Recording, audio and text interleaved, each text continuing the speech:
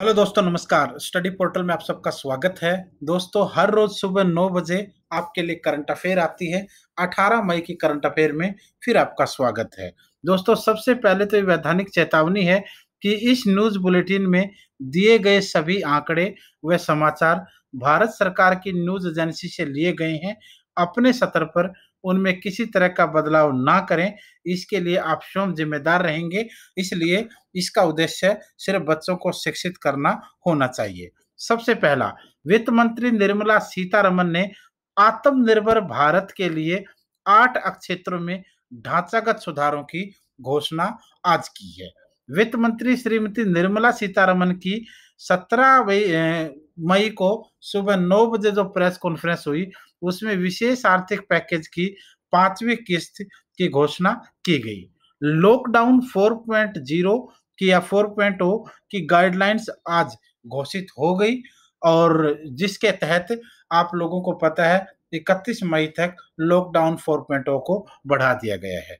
कोयला क्षेत्र में वाणिज्यिक खनन को राजस्व बंटवारे के आधार पर मंजूरी दी गई है। इस क्षेत्र में 50,000 करोड़ रुपए का निवेश करने की घोषणा है।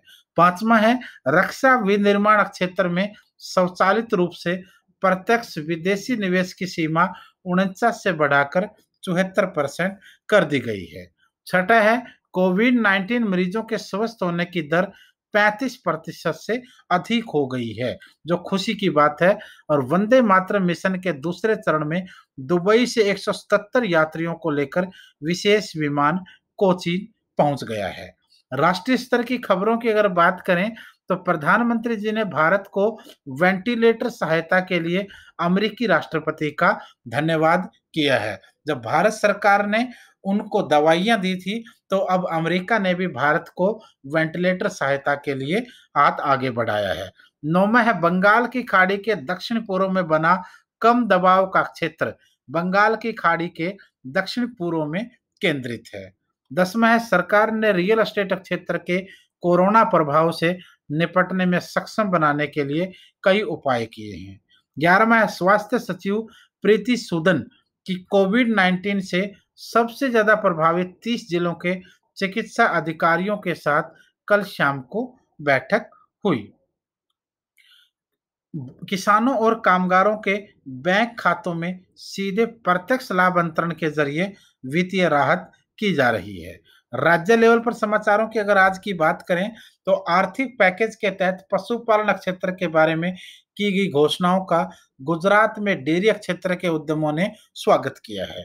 14वां है, मिजोरम में लॉकडाउन की अवधि 18 मई से 31 मई तक और बढ़ाने पर विचार किया जा रहा है, लेकिन भारत सरकार ने ऑलरेडी पूरे देश में बढ़ा दी है। 15वां है, झारखंड में औरैया दुर्घटना को देखते हुए ट्रकों और अन्य वाहनों से प्रवासी श्रमिकों के आवागमन को बंद कर दिया है। जिस तरीके से यूपी की दुर्घटना हुई, उसके बाद अब झारखंड ने इसको बैन लगा दिया है। 16वां है, तमिलनाडु सरकार की आरोग्य योजना त्रिची, करूर, आरियालूर और पेरम्बलूर जैसे कावेरी ताले के जिलों में संचालित है। मणिपुर के कामजोम और तैगनोपाल जिले में एक महिला और 2 व्यक्ति कोविड-19 से संक्रमित अभी पाए गए हैं।